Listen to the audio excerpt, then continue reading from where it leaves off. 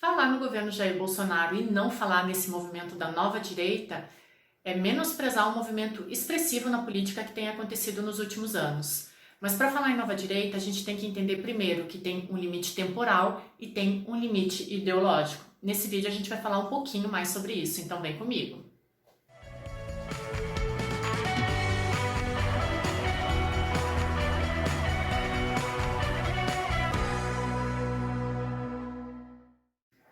Antes de entrar exatamente na nova direita, a gente tem que falar um pouquinho de direita. E o Norberto Bobbio, ele faz essa distinção muito bem entre direita e esquerda. Ele analisa que a partir dos princípios de igualdade e desigualdade, a gente pode entender um pouco como que funcionam essas questões.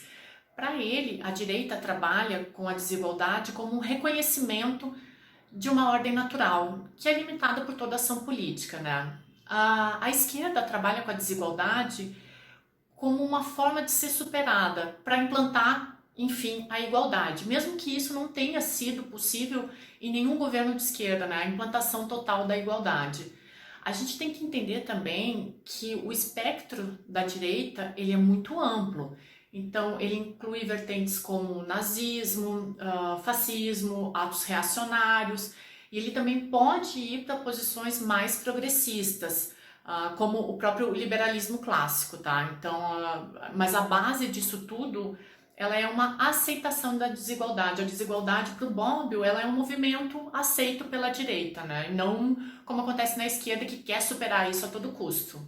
No mesmo período que o Bobbio estava pesquisando a direita, o Humberto Eco também estava pesquisando o neofascismo, né? E aí o Humberto Eco tinha o entendimento de que o neofascismo era caracterizado, e eu já tratei disso em outros vídeos, pela recusa da modernidade, pela suspeição quanto à inovação, pelo forte apoio à tradição e pela naturalização das diferenças. O Lowy, que é um outro teórico da ciência política, ele trabalha com as noções de direita entendendo que ela tem algumas variáveis mais comuns, como o nacionalismo, o antiglobalismo, a xenofobia, o racismo explícito, a retórica anti-imigrante, a beligerância e a intolerância, né? A gente pode perceber que alguns desses movimentos existem no governo Bolsonaro e outros não, como a retórica anti-imigrante, né?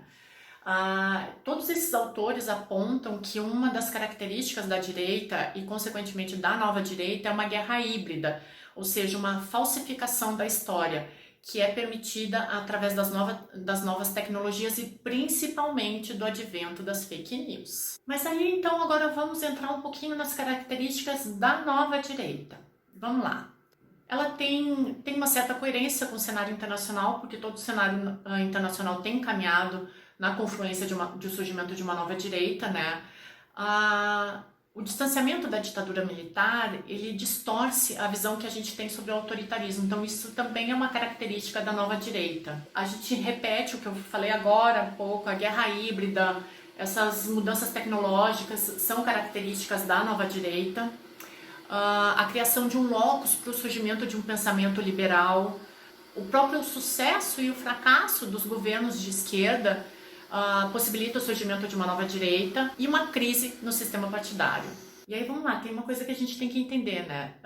Não tem pensamento político sem suporte, sem literatura, né? E o que a gente tem visto nos últimos anos aqui no Brasil? O surgimento de personagens de direita nos jornais, na própria literatura, são os mais vendidos nos livros.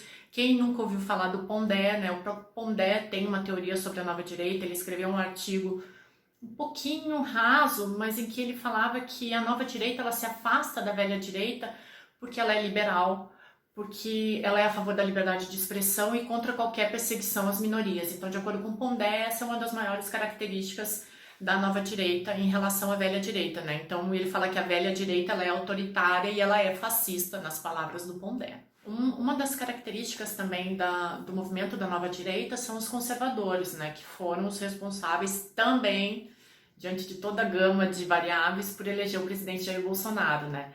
Então, para os conservadores, para os liberais e para os neoliberais, tem uma característica que é fundamental, assim. O problema é o Estado e não o mercado, né? E a salvação do indivíduo, ela se dá pela competitividade, pela meritocracia e não pela vida social organizada como defendem as esquerdas, né? Para a nova direita, o mercado é um instrumento mais eficiente na condução de uma sociedade construída através dos valores Deus, Pátria e Família, né? Então, o mercado é a solução, o Estado é o problema, né? Na visão da nova direita, a educação, ela passa a ser vista como uma transmissão de técnicas, né? Então, a gente ouviu nesses últimos anos com muita força a escola sem partido, a própria bancada evangélica, através da sua instrumentalização, ganhando força, né? Então, isso é um movimento conservador que tem surgido aqui no Brasil nos últimos anos, né? O próprio Fernando Henrique Cardoso, no discurso de despedida dele, que era uma analogia ao fim da era Vargas, ele fala que a esquerda surgia como uma patologia que não deveria ser tolerada, mas sim extirpada. O próprio senador, ex-senador Jorge Bornhausen, que eu já entrevistei para alguns trabalhos acadêmicos, né, ele foi alvo do Lula, que também, nesse mesmo sentido, falou que o DEM deveria ser extirpado da política, né? Então, essas são noções, assim, de amigo e inimigo que a gente já viu em outros vídeos e que acontecem também nessa luta da esquerda com a nova direita, né? Os movimentos no Congresso Nacional, e como sempre trabalho com o Congresso, né, os movimentos no Congresso Nacional, eles foram muito significativos, né? O MDB, o PT e o PSDB, eles tiveram nessa última eleição uma redução de 35% no número das suas bancadas, né? E desde 1994 é a primeira vez que a gente não vê um tucano chegar ao segundo turno das eleições, né? Isso indica uma mudança trazida principalmente pelo presidente Jair Bolsonaro, que não deve ser ignorada, de uma nova direita, né? Com seus pensamentos conservadores e vendo sempre o Estado como um problema e não o mercado, né?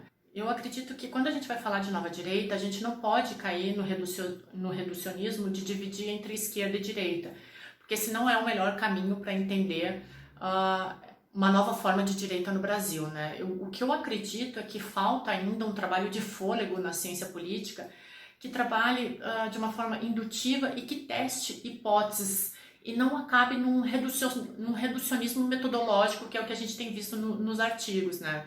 Então, para entender essa nova direita, a gente precisa fazer uma comparação sim com o cenário nacional, mas é como eu falei no início do vídeo, assim, ela tem os seus limites ideológicos e ela tem o seu limite temporal. Então, a gente tem que saber trabalhar dentro disso, né? Então, um trabalho indutivo que teste hipóteses na ciência política é o que mais falta hoje em dia. Então é isso, gente. Espero que tenham gostado do vídeo e até a próxima. Se inscreva na P3.